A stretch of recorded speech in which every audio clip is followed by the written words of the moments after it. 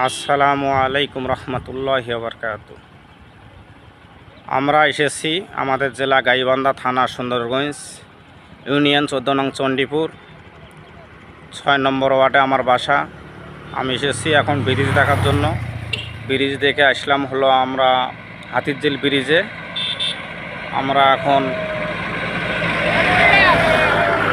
হাতিরঝিল ব্রিজে আসলাম।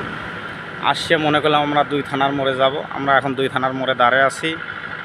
যাই হোক, আপনারা ভালো থাকেন, সুস্থ থাকেন। আমরা কিছু ভিডিও বানাবো।